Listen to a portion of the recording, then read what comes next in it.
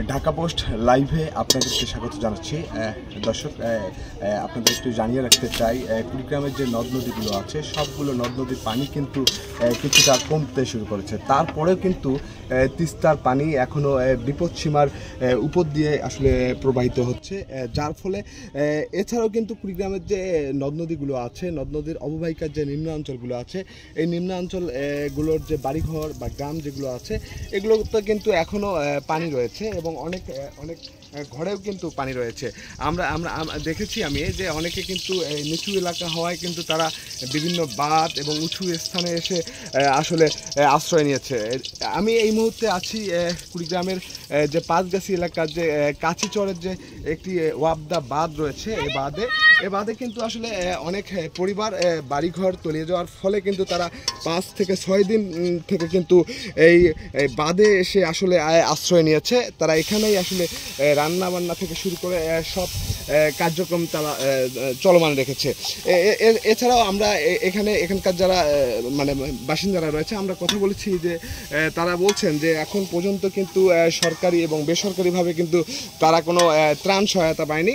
তারা অনেক কষ্টে আসলে এখানে আছেন। আমি এখানকার যারা বসবাস করছেন এখানে আমি একটু যদি জানতে চাই যে আসলে একটু বলবেন যে আসলে আপনারা কতদিন ধরে আছেন এখানে, কতদিন ধরে আছেন, কি অবস্থা? আমার অনেক কষ্টই আছি, আমার কোনো কিছু তো সরকার দেয় না কিছু। সরকার গরিবের সরকার, তো গরিবক না দেখে তা কি করবে সরকার? আর দিলে আমার জন্য আনে তুলি আনে সেগুলো খায়, আমার দেয় না কিছু। এখানে আরো একজন মানে এখানকার বাসিন্দা রয়েছেন, ওনার বাসা আসলে কিন্তু বাড়ির পানিতে তলিয়ে গেছে। উনিও এই ওয়াবদা সড়কে আসলে আশ্রয় নিয়েছে। ওনার কাছে একটু জানতে চাই, একটু বলবেন আসলে কতদিন ধরে আছেন, কিভাবে চলছেন, কি খাচ্ছেন? 1 সপ্তাহ ধরে এখানে আছি, খুব একটা অসহায়, মানে ভাত পানি খাওয়া দাওয়া খুব একটা শুকনো জিনিস ছাড়া কিছু পাইতেছি না। এখন বাজার থেকে কিনবো যে তারও টাকা পয়সা নাই। ছেলে মেয়ে নিয়ে বউ সহ নিয়ে শোক সহ কষ্টের সহে এখানে রয়েছি আর কি। বাড়ি ঘরে এখনও এক কোমর এক বুক পানি।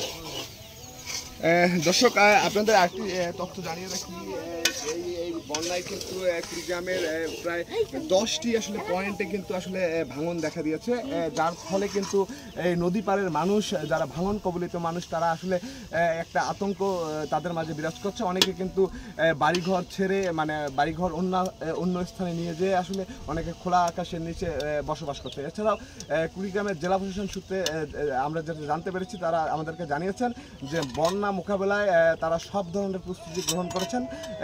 তাৎক্ষণিকভাবে কোনো কিছু প্রয়োজন হলে তারা ব্যবস্থা নেবেন। এছাড়াও পানি উন্নয়ন বোর্ড বলছে যে 2-1 দিনের মধ্যে কুড়িগ্রামে নদ নদীর যে পানিগুলো আছে মানে কমতে শুরু করেছে। এই ছিল আসলে কুড়িগ্রামের পাঁচগাছি থেকে বন্যা পরিস্থিতির সর্বশেষ খবর। জুয়েল রানা, ঢাকা পোস্ট, কুড়িগ্রাম।